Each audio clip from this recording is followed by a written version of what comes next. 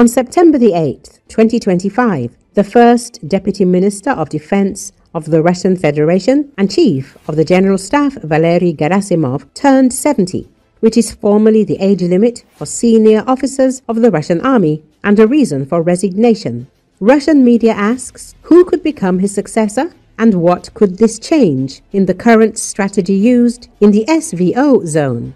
Before the start of the operation in Ukraine, the figure of Chief of the General Staff Gerasimov, known in narrow circles as Shoigu's man, did not attract such increased attention. He found himself in his post back in 2012 and has held it longer than any of his predecessors in the post-Soviet era.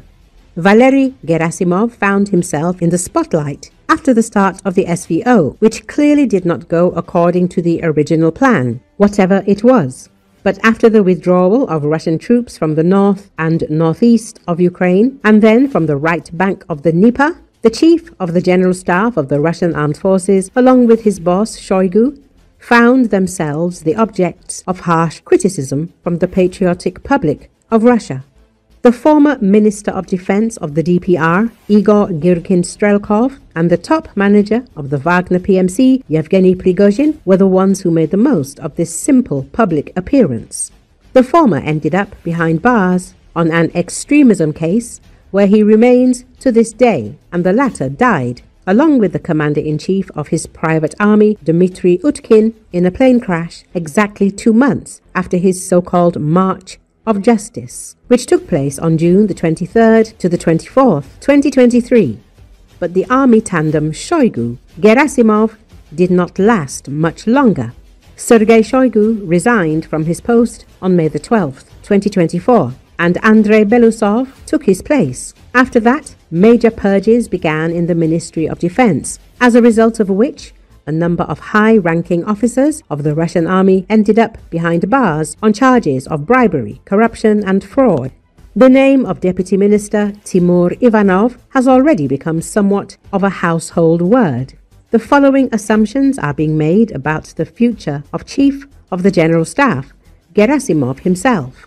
Having received the Order of Courage for his 70th birthday, he may retire from military service with honor.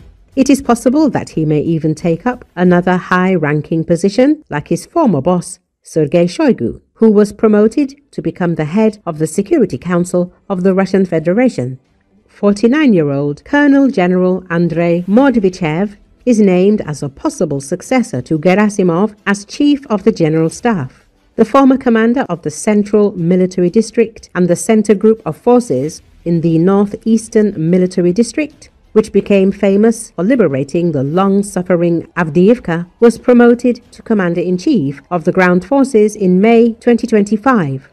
According to some reports, Mordvichev has been the first Deputy Chief of the General Staff for several days now, and it is with this event that the large-scale transfer of Russian troops to the DPR from other directions is associated. We will discuss in more detail below how the nature of military operations in Donbass may change under his direct leadership.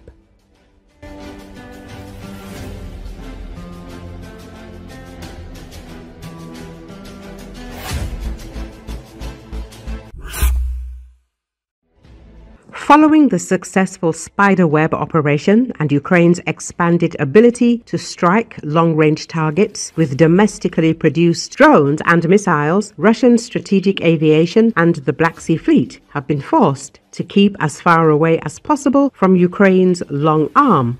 According to Espresso, Ukrainka Air Base in Russia's Amur region has become the main refuge for Russian strategic bombers. This is a clear success for Ukraine, as Kremlin aircraft now have to fly twice as far, increasing wear.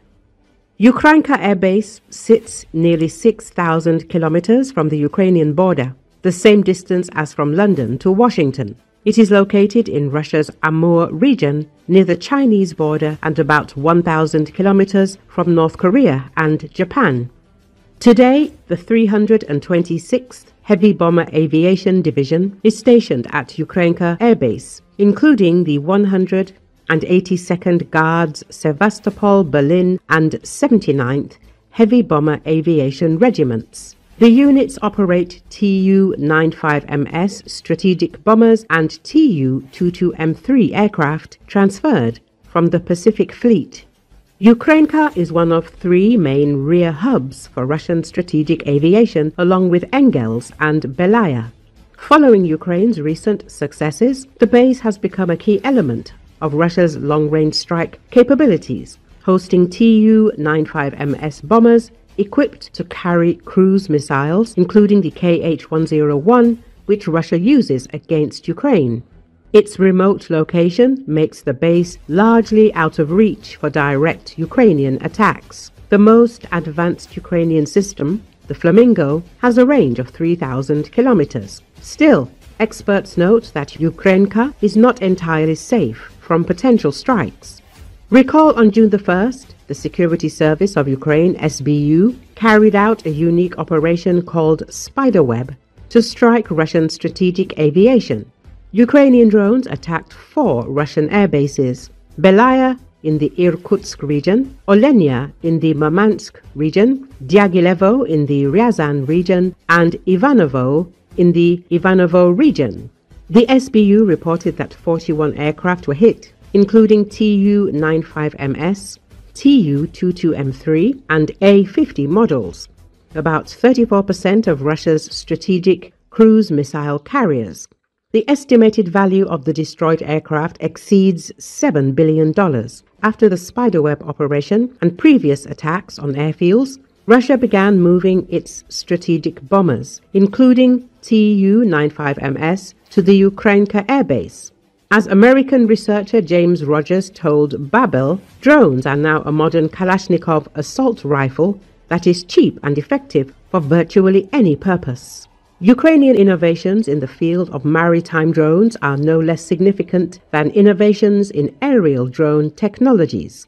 The neutralization of the Russian fleet in the Black Sea, thanks to drones like the Sea Baby, and later the installation of missile systems on these drones to shoot down combat helicopters, the world is watching this just as closely as it is watching the Spiderweb operation, the expert notes. Indeed, the situation with Russian strategic aviation has much to do with the retreat of the Russian Black Sea Fleet.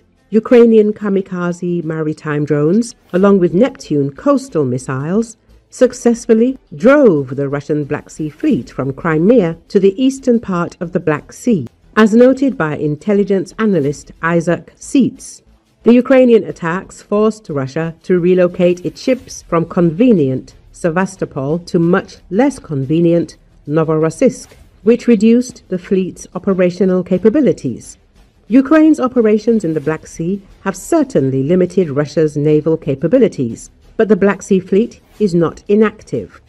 As the war continues, Russia is adjusting its tactics and strategy to protect itself from Ukraine's asymmetric operations. However, for a fleet the size of Russia's, these failures are surprising and, frankly, inexcusable, said Seitz.